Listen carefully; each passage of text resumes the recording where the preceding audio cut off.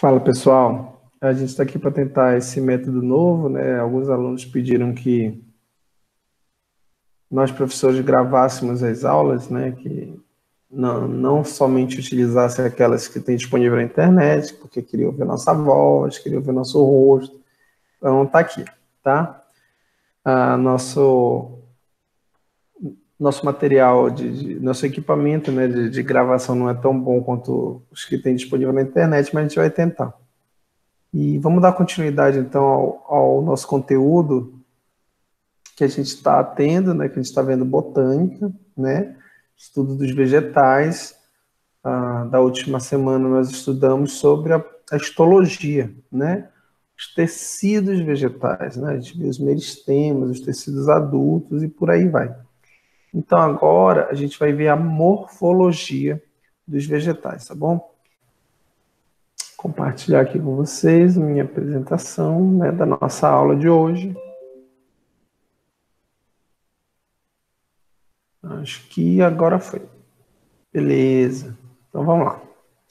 Morfologia vegetal. E que vem assim, então, pessoal, a morfologia vegetal. Né? Morfo, como a gente já sabe, vem de forma, né? Vem a forma, como se fosse a anatomia do vegetal.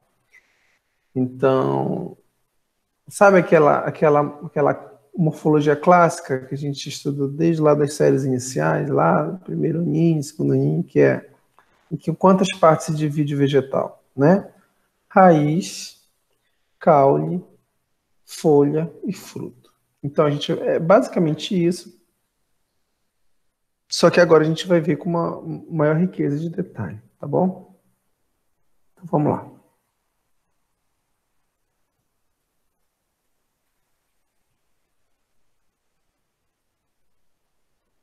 Então tá, pessoal, vamos começar pela morfologia da raiz.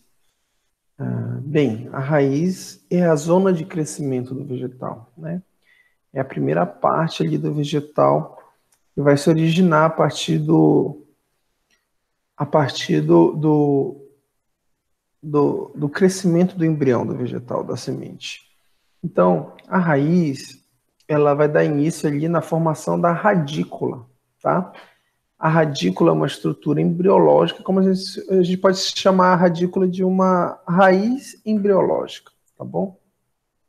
Então, nasce essa raiz embriológica, e nessa raiz embriológica a gente vai ter uma zona de tecido meristemático. Lembra lá do nosso assunto passado? O meristema é aquele tecido embrionário, aquele tecido que pode dar origem a qualquer parte do vegetal. É um tecido indiferenciado, né? Então, olha aqui, ó, acompanha comigo aqui no segundo tópico, aqui a zona meristemática. Bem aqui nessa parte mais basal aqui da raiz, né? Nós vamos ter essa zona meristemática.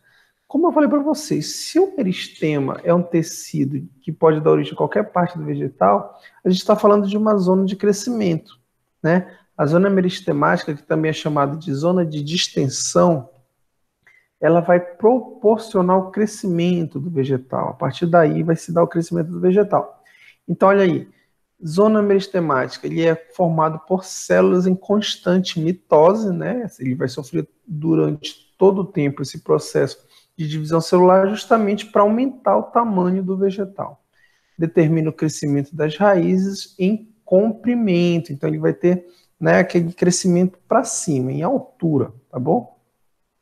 Bem, ao redor da zona meristemática, aqui, ó, acompanha comigo aí no cursor, não sei se ele está aparecendo aqui, ó, mas nessa parte mais basal aqui de baixo, nós vamos ter uma bainha que vai envolver a zona meristemática. Essa bainha é chamada de coifa, né? Que são células produzidas na zona meristemática, mas só que elas vão ter a função de proteção, elas vão proteger essa zona de crescimento aí, chamada de zona de distensão ou zona meristemática. Então, a zona meristemática é responsável por esse crescimento em altura, né? Porque ele é formado por células meristemáticas, e a coifa, então, vai ter a função de proteção. Logo em seguida, pessoal, nós vamos ter a zona lisa ou de alongamento, que é a área lisa. Por quê? Porque é uma área realmente de crescimento, né? É ali que vai impulsionar o crescimento para cima da raiz. Na sequência, a gente vai ter a zona pilífera, pessoal. Olha aqui, dá uma olhada aqui, ó. A zona pilífera é essa parte aqui, ó, que ela é toda... ela é toda... Como é que chama isso aqui? A zona pilífera é essa parte que ela é toda radicularizada, né? Então, ela vai ter aqui, ó, ramificada, era essa palavra que eu estava procurando. Ela vai ser essa parte aqui ramificada. Então, olha aqui, vê que na zona pilífera eu vou ter várias projeções laterais, né, formada por células da epiderme. Pessoal, qual que é a função disso aqui? Qual é a função da zona pilífera? Essa zona pilífera ela vai ter essas ramificações, que também são chamadas de pelos absorventes, para exercer a função de absorção, tá? É através da zona pilífera que vai ter a absorção dos nutrientes do solo, que vai ser encaminhado, então, para a região dos vasos condutores da planta, né? Para a formação da seiva. Então, a função da zona pilífera ali é onde ocorre ali a parte, a função mesmo, né, de absorção, porque lembra que a raiz ela vai ter tanto a função de fixação quanto de absorção. Então, a absorção está extremamente ligada à região aqui da zona pilífera, que é formada por essas células epidérmicas, tá bom? Continuando aqui, nós vamos ter a zona suberosa, tá bom, pessoal? Olha aqui, ó, a zona suberosa é o local onde partem raízes secundárias, tá? Algumas raízes ali com função de fixação, não tanto de absorção.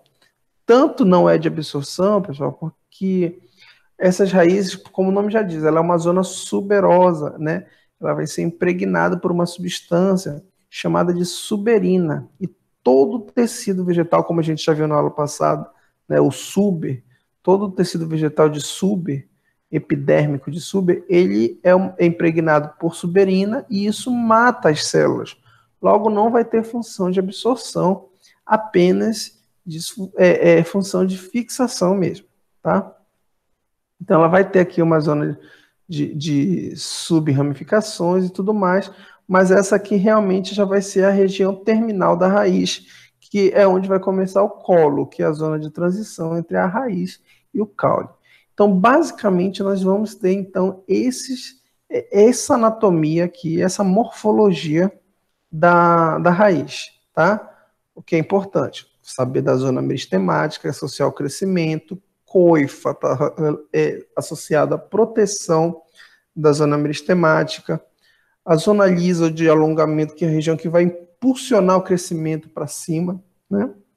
A zona pilífera, lá com seus pelos absorventes, que é uma região epidérmica, feita por células epidérmicas, responsável pela absorção dos nutrientes do solo, tá? A zona suberosa, que é uma região responsável pela fixação, que porém é um tecido morto, que é impregnado com suberina, e o colo, que já é a transição entre a raiz e o caule, tá bom? Então, basicamente, vai ser isso sobre raiz. Então, vamos ver a classificação das raízes, pessoal. Bem, a gente tem quanto à origem, né? De onde originou a raiz. O normal, todas as raízes, né, por assim dizer, né, o tradicional, elas vão ter origem, como eu falei para vocês, da radícula do embrião, que é como se fosse uma raiz embrionária, tá? Então, ela forma parte da radícula. Já nós vamos ter uma outra categoria quanto à origem, chamada adventícia, que essas raízes elas não vão se originar da radícula, mas sim do caule do vegetal. Então, presta bem atenção. Raiz normal origina-se da radícula, raiz adventícia ela se origina do caule das folhas. Ah, professor, me dá um exemplo. O milho, tá? O milho, se você observar no caule dele, você vai ver partindo raízes. A cana-de-açúcar, tá? Também é um exemplo de raiz adventícia, tá bom? A radícula, por ela ser atrofiada, ela não vai dar origem à raiz ali, e sim o caule, tá bom? Então, isso aqui está ligado à origem da raiz. Continuando aqui, ó. Quanto ao hábitat, tá? nós vamos ter raízes subterrâneas do tipo A, axial ou pivotante. Pessoal, a raiz axial ou pivotante, que é inclusive aquele exemplo que a gente acabou de ver no esquema lá, ela é muito encontrada em dicotiledôneas. Acompanhe aqui comigo no desenho aqui da axial, ó. Ela vai ter um eixo central bem muito mais com cilindro maior, né? Ele vai ter um eixo central bem mais grosso ali, bem que destaca, né? A partir desse eixo central que vai ter as ramificações. Então, a raiz pivotante, que ela é característica das dicotiledôneas, ela possui uma raiz principal ali, né? Com cilindro maior, de onde partem as raízes laterais ali, principalmente na zona pelífera, tá bom? Na fasciculada, que é comum em monocotiledôneas, opa, deixa eu botar aqui, na fasciculadas ou cabeleira, que é comum na monocotiledôneas, você não vai esquecer esse nome, porque, ó, fasciculada ou cabeleira, ó aqui a do meio. Não tem como confundir, né? Ó a cabeleira aqui, parece um monte de cabelo junto, né? Então, eu sou formado por raízes finas que se originam diretamente do caule, tá? Então, ela vai ter origem no caule, e ó, aqui, ó, não tem aquele eixo central que se destaca, então todas as raízes são finas, então ela é como se formasse um grande tufo de cabelo. Por isso que ela é também chamada de cabeleira. E por último aqui, ó, as raízes tuberosas, aqui ó, o caso da cenoura, tá? É o caso da batata doce, é o caso da mandioca. Nós vamos ter o quê? Uma raiz que ela acumula, ela armazena substâncias nutritivas, principalmente o amido. Então, ó, ela vai ali, ó, acumular substâncias nutritivas e formar ali uma estrutura que, inclusive, que é muito conhecida. Geralmente, as raízes tuberosas, elas são comestíveis, né? Utilizamos na nossa gastronomia. Então, a cenoura vai ser uma raiz, tá? Muita gente não sabe, né? Mas a cenoura, então, faz parte da raiz das plantas. E a batata doce, né? O inhame. Então, todos esses aí vão fazer parte da raiz. E são raízes tuberosas, que acumulam, então, ali e armazenam essas substâncias nutritivas, tá bom? Pessoal, só não vai confundir, que é muito comum também, né? Achar que tuberoso, né? Raiz tuberosa é a mesma coisa que tubérculo, né? Todo mundo acho que já ouviu falar em tubérculo. Tubérculo é diferente de tuberoso. Tubérculo não é raiz, a gente vai falar depois. Tubérculo está relacionado ao caule, não à raiz. Então, raízes tuberosas é uma coisa, tubérculo é outra, tá? Continuando aqui, pessoal, ó. A gente falou então dos tipos de raízes subterrâneas, agora vamos falar dos tipos aéreas. Olha aqui, nós vamos ter raízes estranguladoras, que são raízes adventícias que abraçam outro vegetal estrangulando. Um outro nome para esse tipo de raiz é raiz austória também, tá? Que são raízes de plantas que fazem parasitismo. Então, se a planta, o que acontece? Ela se escora em outros vegetais, geralmente vegetais superiores, de tamanho, de grande porte, né?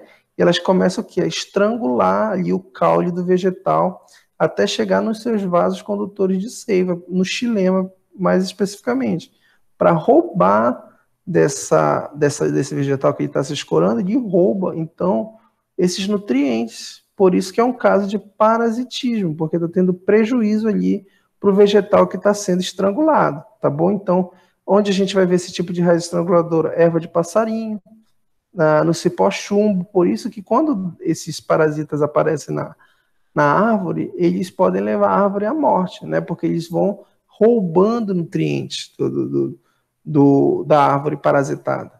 Mas não confundir o parasitismo com epifitismo, que já é a próxima raiz que a gente vai ter. Raízes estranguladoras são diferentes de raízes grampiformes, que é essa imagem aqui do meio que a gente está vendo. Está vendo? Ó, não tem estrangulamento do caule do vegetal que está servindo de suporte. Esse vegetal que está servindo de suporte aqui, ele não sofre prejuízo nenhum. Por quê? Porque essa planta que está escorada nele, ela está apenas escorada, ela não está causando nenhum prejuízo para esse vegetal, né? Então, esse tipo de raiz que só faz a fixação de um novo vegetal, ele é chamado de grampiforme, tá bom? É comum a gente encontrar em bromélias, em orquídeas, que vivem escorado em outros vegetais. Nós vamos ter também as raízes do tipo pneumatóforas ou raízes respiratórias, que é essa imagem aqui, ó, da esquerda. Pessoal, é um tipo de raiz que ela cresce para cima, né? É um dos poucos casos de raízes que são fotopositivas, assim por dizer, né? Elas têm uma atração pela luz. Geralmente, o crescimento das raízes é fotonegativo, ela vai para baixo ali, ela vai no sentido contrário à luz do sol. Já as raízes respiratórias, não, elas tendem a sair da região subterrânea e ir para a parte aérea, tá? Por quê? Porque ela é comum, é uma forma de adaptação, porque elas são comuns em regiões de manguezais, onde o substrato, o subterrâneo, geralmente são regiões lamacentas, onde o solo ele é pobre em oxigênio.